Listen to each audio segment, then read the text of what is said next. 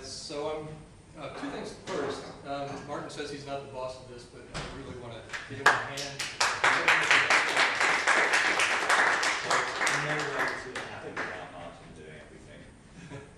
Absolutely. Other contributors, of course, and then the people who put in the effort to get here. I think it's really great. The other thing I wanted to mention among this group is if you want to contact any of us who are on Audacity team, generally our addresses are first name at audacityteam.org. For example, Vaughan at audacityteam.org. They're not secret. They're not widely distributed. Okay, so as we discussed earlier, Audacity is a teenager, 14 years old, so that's another appropriate reason for age 14. But I think software doesn't live in human years, it lives more like dog years. So one of the things I'm missing, one of the reasons I want to put on this presentation is for notes to put together a better presentation, and I'll tell you why later. And so I'm going to do a lot of hand waving, and the first of which is look back at Audacity 1.3 or even 1.0 and compare the Audacity then with the Audacity today. So imagine 1.0. And then we have, well, let me say, in the first 5 or 6 years and ongoing, Audacity was very open to lots of contributions, and some of them were very buggy, but we got a lot of features in. And in fact, I would say we had feature creep. This is the default Audacity. I've opined about the help screen before, and some people like it and I don't. But if you open it up, you have all these toolbars. Everybody can understand that who's ever used any kind of recorder. Some of these are very clear, some are not. Those are probably clearly. This, a lot of people won't use. It's very useful, but a lot of people will never use it, but it comes up by default. These probably people can figure out. Anyway, there's a lot of stuff up here. So I've been saying for years that for the majority of our users, or average people, we should very much simplify. And in late November last year, this guy from Intel came to me and he said, you know, I love Audacity and I'd really like to help you, and I've got this design team on board who's willing to help you redesign the interface. And so I worked with them, and we did that. And we have a prototype. It's missing a lot of features, and there are a lot of gaps, but that's what I want to show you today. And currently, you have to do a magic key combination to get to it. So it goes from this, and maybe I'll go ahead and record some claps or something.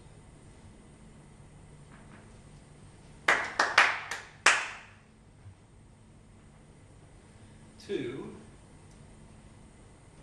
that. That's what I wanted. So it's like Windows 8. This is running on Windows 8. So there's nothing going on up here, and there are a lot of things I want to modify. But this is pretty clear, I think. These are transport. Actually, I want to move these down here because they're actually editing, undo and redo. But these are transport. This is a mystery, and I want to remove it. It actually means overdub. And this design team had some people who had worked in audio before, and one guy thought, oh, we really got to have an overdub button. I don't think so. But there's lots to be done here. I think this is a pretty clearly simplified working prototype. This is envelope tool. This is labels. Put a flag. Standard editing commands.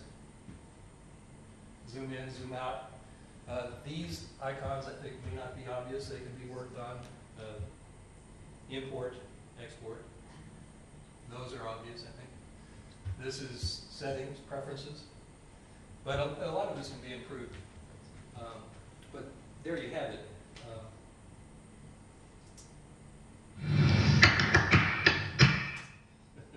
Okay, now, why didn't an Intel guy come to me with this? Well, because they're working on this new brand of machines.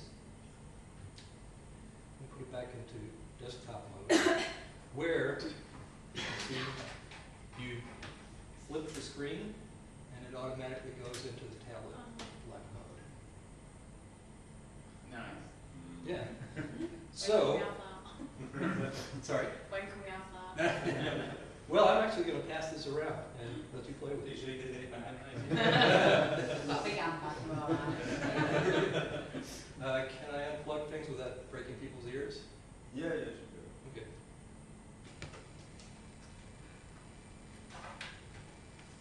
So.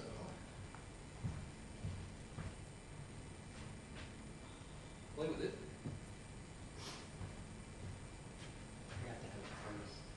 And this is this is working a lot quicker than I thought it would, but that's good, I think. And then the next level after that, and you can see it works pretty much like a tablet, but, and this is mostly about the simplification thing and going to mobile, which we've stated before is a big lift if we go to iOS or to Android. But this is much more available. Then the next step, you may notice that's thick, and it's not really totally tablet-like. But this one, let me get Audacity started. Maybe I should show you.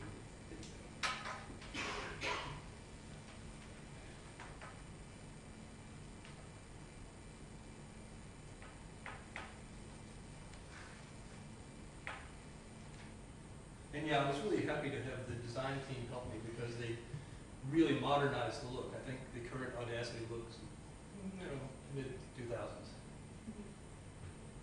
Okay, so we start this up, and on these tablets, you can either use the mouse or, and it's hard at this resolution, you can use your finger. Both these machines have some issues, but they're being developed. Sorry, I crashed it. Can you put it back into control mode? That's what I was saying. It's not easy from here because you can't get to the keyboard.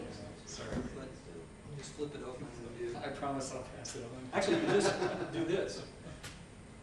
Put it back. Right? And then flip it in and out of mode. Because just flipping it does the trick. And then this computer I need to reboot. I'm sorry. Because it, for some reason, loses the touch. And the mouse. When you connect and unconnect this. Oh, it's rebooting. Hey Mark, what's that third track? Yeah. What is that third track? Right there, remember it. I'll talk about that later. Oh, okay. It's a stretch of that, but Oh, is it? Oh, okay. So as I say, this prototype is working, but needs a lot more work. And the next step for me is to put together, and that's part of the presentation aspect of why I want to see the recording, is to put together some kind of crowdfunding to make this thing fully happen.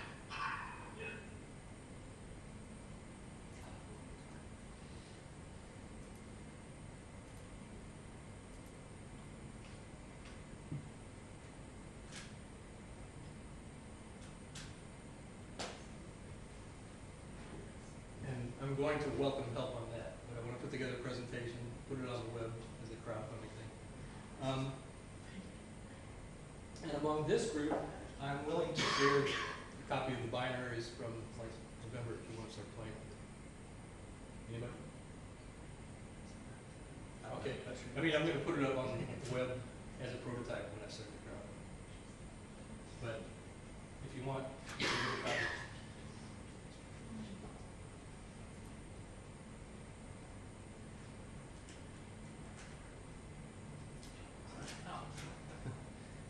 Okay.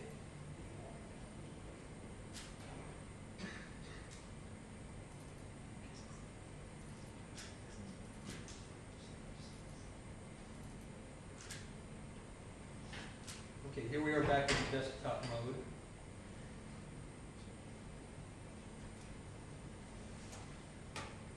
And this one, to convert, can actually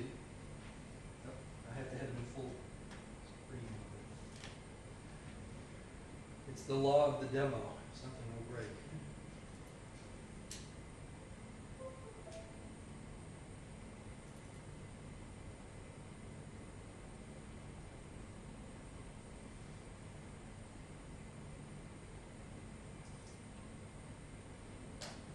Okay. This one, you just detach it, and it should have switched to remote instead of crashing. Is it because it's sharing it, so the screen? Must be. Okay. Good insight, James. Well, the detection should be working. Normally does, but I'm just going to switch it so you can play with it in this mode. But the nice thing about having it detached is it's much thinner and much more like a regular thing. And there's a lot of upside down. Sorry. Yeah, this was like scale of work.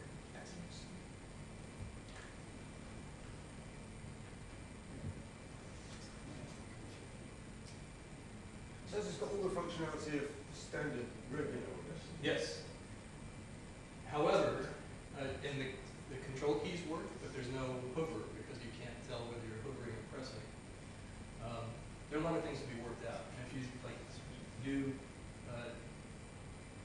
import, and it gives you the file dialog, it's the normal file dialog, and it's tiny. So a lot of that stuff needs to be resolved. There's a lot of Do you have any idea of how you can handle tooltips, the hover over tooltips? You're saying you can't do full spec, something I thought you can't do hover, touch. well, maybe press versus tap. Okay, yeah, if you press and it holds, then that over tooltip, then you know. Right. That's just one of the thoughts I had. And by the way, if anybody wants those Audacity stickers in our class, I have a few of them. They printed out poorly.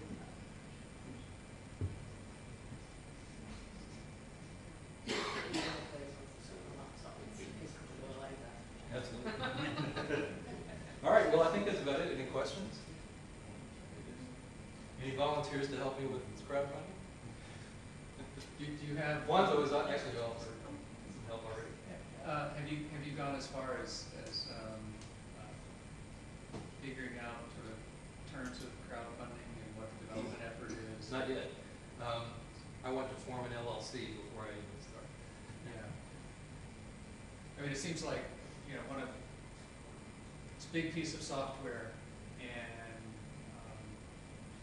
you know, the crowdfunding thing would probably be sort of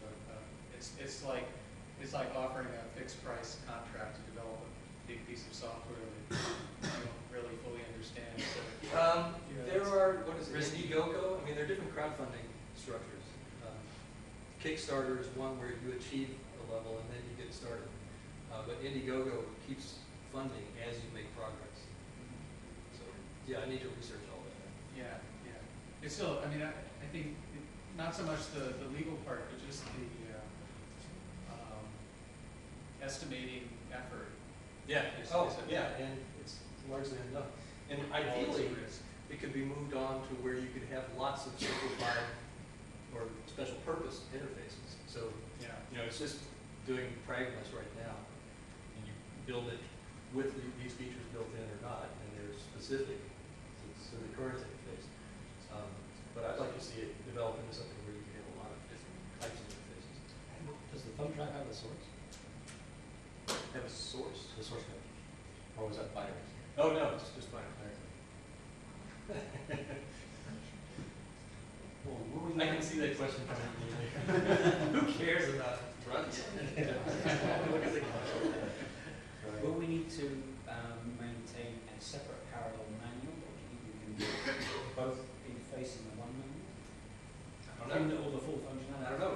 I mean, it struck me that we could release different executables with the defaults being one or the other.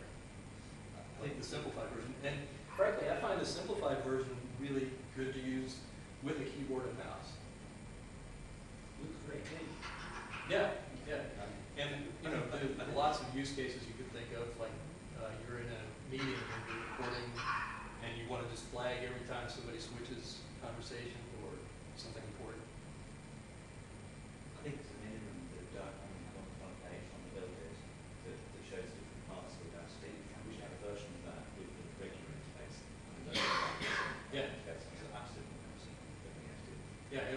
a secret keyboard shortcut. Yeah. Have a button on the regular one that says, oh, go to the simple one, and on the simple one, go to the application. So, So you build it into where you can toggle between the two interfaces. yeah. Yeah, you can do it from the, with the keyboard and left, mouse attached. Just do the Control F12. So let's say the Kickstarter, when they go worked out and the changes were completed, what happens to the LLC then? Who owns the LLC? Oh, well, no, the LLC is to protect myself. It will be my LLC. And when we first discussed generally among team about doing crowdfunding, there was a reaction, and I think it's quite valid, that anything done under the auspices of the team could, if it falls on its face, reflect badly on the team. So I want to do this under my own auspices, and that's why I want an LLC before I even begin. But then I put it back into the code. And Intel has said we don't even need credit for it, and so has that design team. They're called Ixonos, by the way, Ixonos, and they were a pleasure to work with. Really did a good job. Do you use testing on things? No, and I don't have the materials with me, but I'll put them, I can send them to anybody who wants them. This guy at Intel, whose name is Mike Pramy, lives up in Portland, I think, but he got some students at University of Washington doing a usability course to test it, and they gave a good report, and a lot of it matched with what I thought should be changing as well. There's another designer who's looking at it and giving me some reports on usability. Are those reports proprietary, or are those ones that can be, are those reports that can go out to other people? Or Yeah.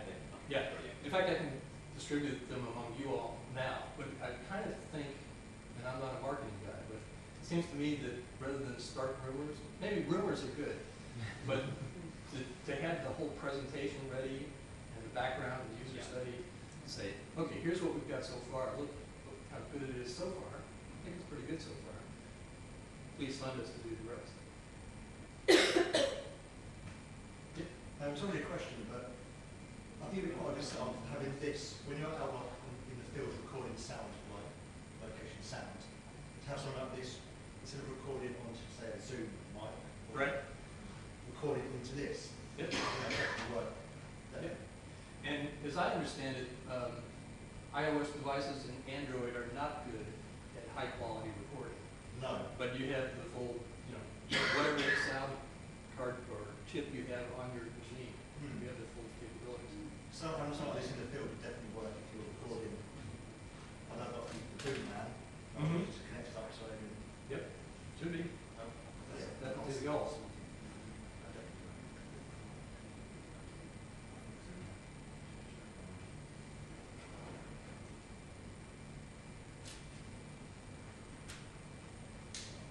All right, if there are no more questions, I'll let you keep passing it around. You're waiting to get it back, aren't you?